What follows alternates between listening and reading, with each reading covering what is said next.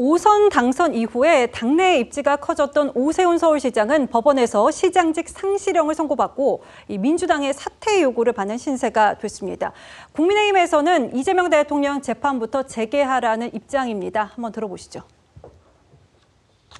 대통령은 대통령이기 때문에 재판이 5개든 10개든 다 중단시켜야 되는데 서울시장은 시장 되자마자 한 달 만에 재판해가지고 날려야 됩니까? 오세훈 시장 재판 진행한 속도로 이재명 대통령 재판도 진행을 해 주시는 것이 사법정의에 저는 맞다라고 생각합니다.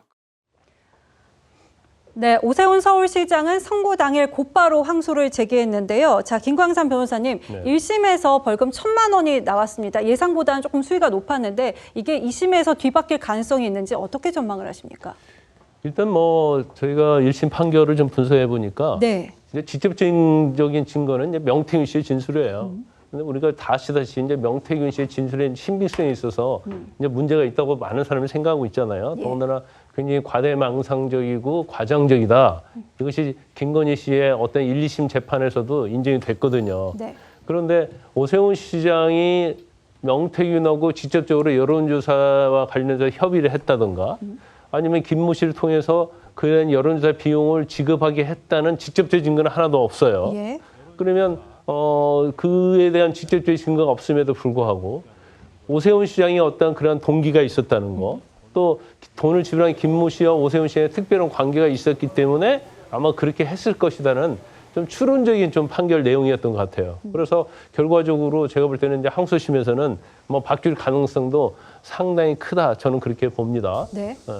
신효섭 위원님은 네. 어떻게 보십니까? 지금 김건희 여사의 명태균 관련 의혹은 1심, 2심이 다 무죄였는데 네. 이제 이 사건을 전원 합의체에 회부를 하면서 또 다른 변수가 된 것 같거든요. 이게 오세훈 서울시장에게 긍정적인 신호는 아닐 것 같은데 어떻게 판단하십니까? 저희가 법률 전문가는 아니지만 일반적으로 이제 사실심을 다루는 1, 2심에서 무죄가 나오면 그게 이제 그 대법원에서 뒤바뀌는 경우는 사실 그렇게 많지는 않죠. 그렇기 때문에 김건희 여사 같은 경우에 명태균 씨 사건과 관련해서 1, 2심이 다 무죄를 선고를 했기 때문에 대법원에서도 무죄가 선고될 가능성이 높다 이렇게 봤는데 네. 뜻밖의 이제 같은 사건을 다루는 윤석열 전 대통령 사건에서는 이진관 부장판사가 유죄를 내렸고요. 그다음에 그 판결이 나오니까 그 판결문을 특검에서 대법원에 지내면서 자 이것까지 함께 좀 고려를 해달라 이렇게 되니까 사실은 어젠가요? 그 김건희 여사 선고를 내릴 날이었는데 맞습니다. 선고기를 하루 앞두고서 전격적으로 이거를 갖다가 대법원 전원재판부로 이거를 회부를 해버린 겁니다. 네. 그렇다 보니까 전문가들 사이에서는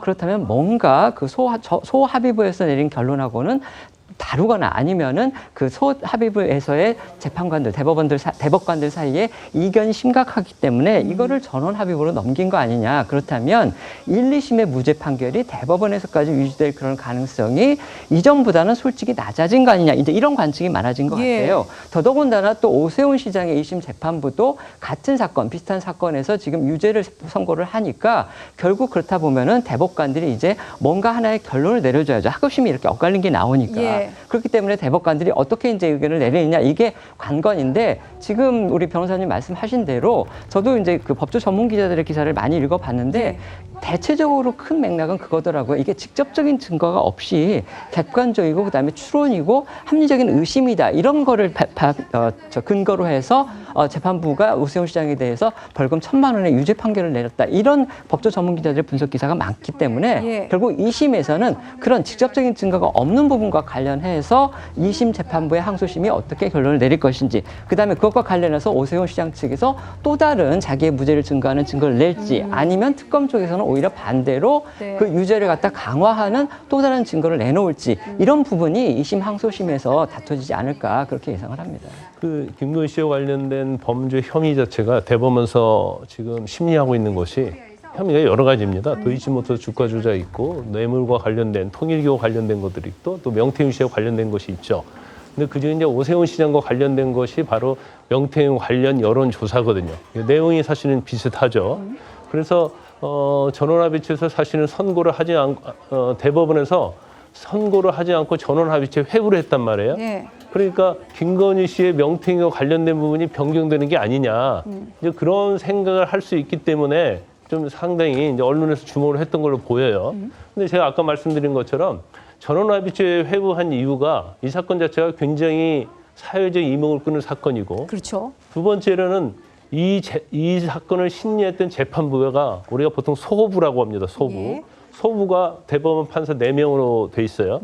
근데 그 내부에서 의견이 일치되지 않으면 전원합의체 회부를 합니다. 그럼 제가 볼 때는 전원합의체 회부한 이유가 아마 두 가지 이유가 다 있을 거라고 봐요. 그러면 어느 부분에서 의견 일치가 안 됐느냐. 예. 그건 우리가 도이치모터스 주가 조작지 지금 범죄 혐의가 굉장히 많거든요.